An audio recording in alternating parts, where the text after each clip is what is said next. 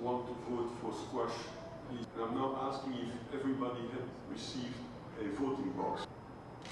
With 49 votes, wrestling has been elected for the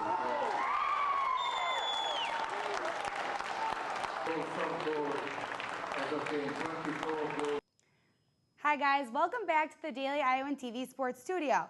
Iowa and the rest of the international wrestling community is buzzing over the reinstatement of wrestling back into the Olympic Games. Our wrestling insider Cody Goodwin was on scene at the Feller Club Room watching the reaction.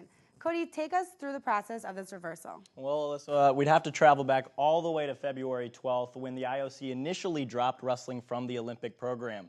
They were dropped after the 2016 Games because they were not a part of the core sports of the Olympics.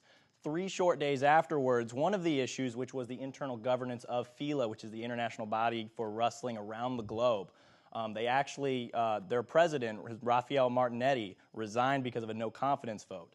And they named acting president Nenad Lalovic, who is actually the president now today. Fast forward to May 18th, where FILA holds a 3-day summit to implement some new rules, a new governance structure, a couple of things that the IOC was a little worried about within the sport of wrestling. And so that's a really good look in front of the IOC to make those changes, especially immediately after it was dropped. Continue on to May 29th when the IOC Executive Board selects wrestling, baseball, softball, and squash to be voted back into the Games, not entirely, but to be the last 3 that could have the shot to be voted into the Games. Then on August 9th, the IOC approved the new weight classes for the international wrestling styles. Now there are 6 weight classes for each of the international styles. That's men's and women's freestyle along with Greco-Roman. It's a lot of gender equality there, another one of the issues that the IOC was kind of pestering wrestling about. And then you get to September 8th, just yesterday on Sunday, where the IOC made the vote. Wrestling garnered 49 of the 95 votes. They only needed 48, but just as, wrestling, we know them better. They got 1 more than they actually needed. They were able to get to vote, and they will be in the Olympics through 2024. And the big part of that is they're going to be in the Tokyo Olympics in 2020, which a lot of the wrestling community was very scared about. So that was kind of a gist of the timeline that wrestling just kind of took since February 12th, that day that Iowa wrestling coach Tom Brands called worse than death. Dan Gable yesterday called the wrestling community, they may have risen from the dead now. It seemed as if they were doomed, but now they're right back on track. Tell us, what does this mean for the wrestling community? Well, it means that they just get to keep their sport in the Olympics. The Olympics is the pinnacle for wrestling. It's just one of those sports, kind of like swimming, kind of like track and field, where they don't get a lot of notoriety unless you're in a state like Iowa or Pennsylvania or Ohio.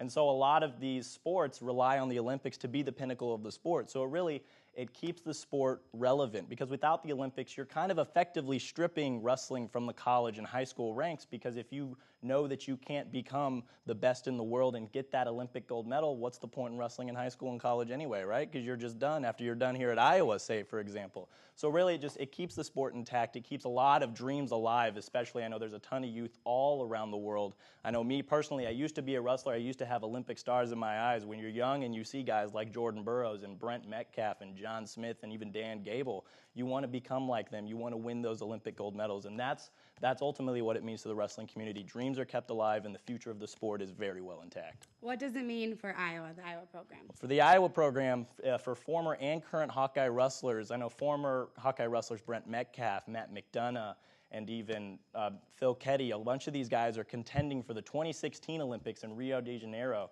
down in Brazil. It's going to be here in a few years, and I know those guys are contending. Brent Metcalf is actually preparing for the World Championships later this month. He qualified after qualifying for the World Team Trials not too long ago, earlier this summer. And so it keeps the dream intact for them, and even for current wrestlers like Thomas Gilman and Tony Ramos and even Mike Evans and Corey Clark, it keeps that dream intact, because Iowa has a wrestling team here that participates in men's freestyle and women's freestyle and Greco-Roman. It's called the Hawkeye Wrestling Club, and that's definitely where a lot of the college guys go once they're done wrestling for Tom Brands and company, to keep wrestling freestyle, to keep wrestling in the international ranks, and to eventually get to the Olympics and win that gold medal. Okay, well, thank you for that, Cody. Very insightful. Lots of other Olympic sports were in action this past weekend, and we have you covered. Let's toss it over to Danny Payne and company for this Monday's edition of the Whip Around. Thanks, Alyssa, and welcome to Monday evening's edition of the Whip Around. I'm Danny Payne reporting here from a very hot Grant Field, where this weekend the Hawkeyes hosted the Big Ten ACC Challenge. Iowa kicked off the action Saturday, defeating number 18 Wake Forest by a score of 2-0, and then played again on Sunday, losing to number 1 North Carolina 3-1. However, the Hawkeyes did play very well in the second half. Now for more on Iowa soccer, let's send it over to Jalen Sochek, who's standing by. Jalen? Thank you, Danny. The Iowa women's soccer team has yet to ease up this season, extending their winning streak to 6 games. This past weekend, the Hawks blanked both Iowa State and Wright State, marking their 4th straight shutout and 5th of the season.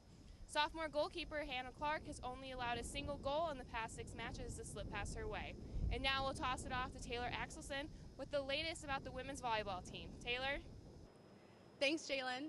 The University of Iowa volleyball team ended up getting 2nd place at the Valpo Popcorn Classic this past weekend after they fell short to the host team, Valparaiso.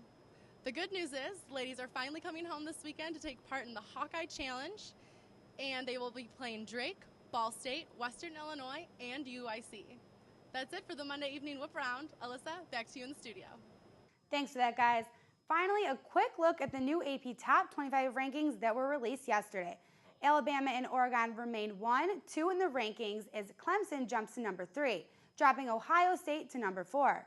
Other Big Ten schools in the top 25 include Michigan jumping up to number 11, Northwestern moving up to number 17, Wisconsin sliding up to 20, and Nebraska dropping to 23.